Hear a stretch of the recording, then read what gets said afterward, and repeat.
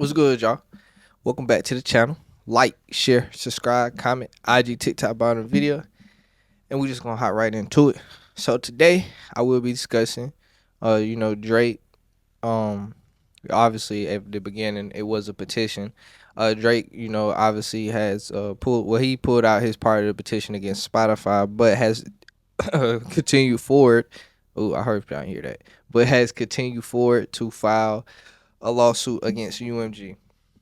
Now, first, everybody still had the same reaction, even worse reaction than the first time about, how Drake looks soft and all this, and that.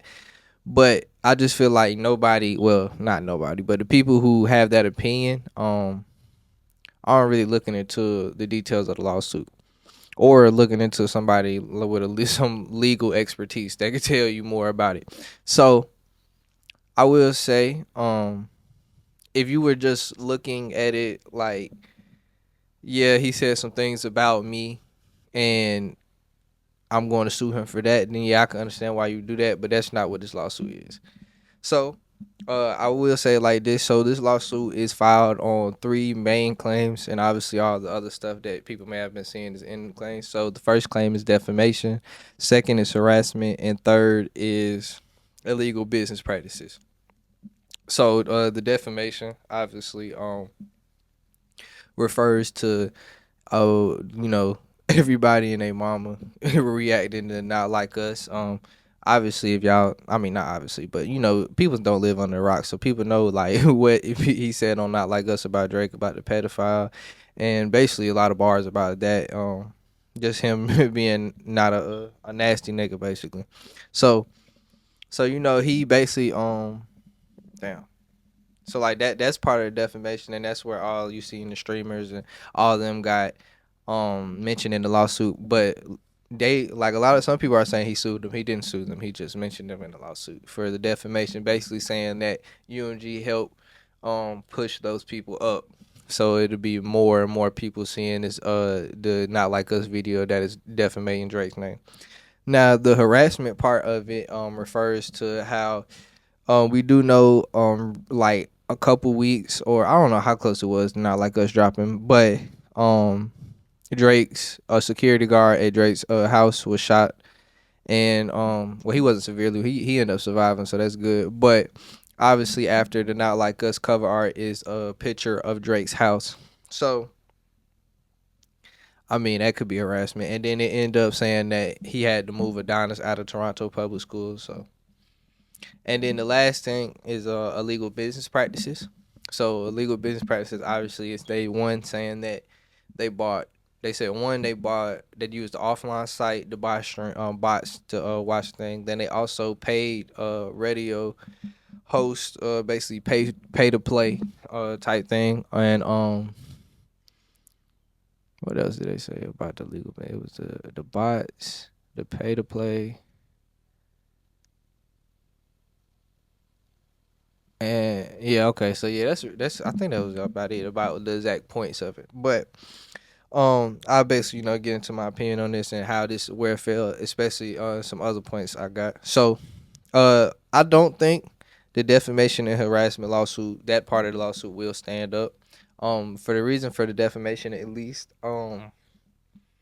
one, like I said, yes, maybe those things are at least untrue in the lies in the eyes of the law.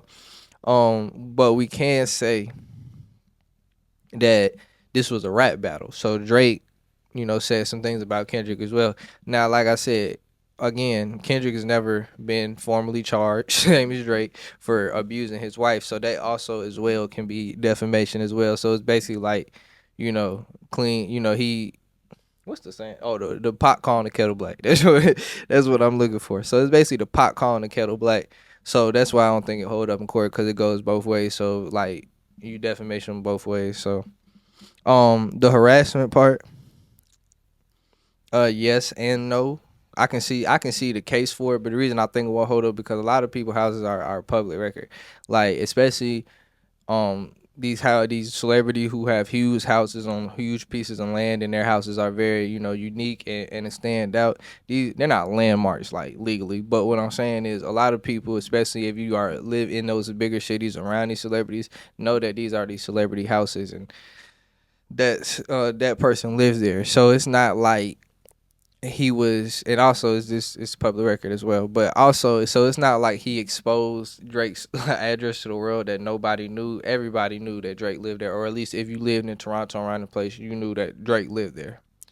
So especially if you walk by, you see this big ass house with security around, you probably could end up figuring it out. And knowing Drake, he probably got some owl shit somewhere around that motherfucker. So it probably was very recognizable. That's why I don't think that harassment part's gonna stand up. Now, the part I do think will end up, well, not will end up, but has a chance to stand up is the illegal business practices. Um, yes, you can say the bots. Yes, you can say that Drake may have used bots in the past, but it's the fact that you use bots to defame my name. That's the thing. And if you really pay attention to it about the song, like the differences in like push that Family Matters compared to Not Like Us got, which obviously was Family Matters was supposed to be that knockout track for Drake, and Not Like Us, it was that knockout track for Kendrick. But you see the differences in the push. Now, everybody, now the bots things and the pay for things, a pay to play thing, I don't know how they gonna prove that exactly, but I do think some of the things are kind of obvious, because obviously with the playlist and stuff like that, the label pays for their artists to be high up on that playlist. So the fact that, Not Like Us gets playlist credentials like off the rip, and Family Matter doesn't get like as much as the same love, shows a little I can see that. Also, besides the license fee, you gotta Kendrick, the fact that they took the, let me think. What am I trying to word it? They took the restriction off. You know how usually if somebody posts a YouTube reaction to certain things, they might not block it, but they might make it where people don't monetize from it. Or monetize, is that the word? I mean, it's monetizing it, but I'm using it correctly if I use it that way. Anyway, people don't make money from it.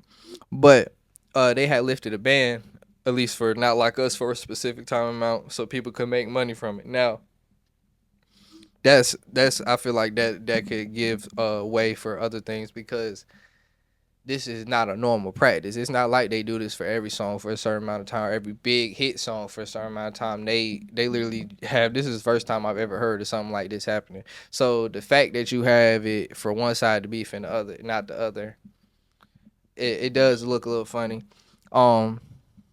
As well as you do have, obviously, you've never heard, I'm not gonna lie, I haven't heard anybody like who reacted well to Not Like Us have anything bad to say about how the process went. But I did hear at least one. I ain't gonna say I heard a plethora, but that could be a thing as well. But I did hear Blackboy Mac say that when he reacted to Not Like Us, he didn't like it.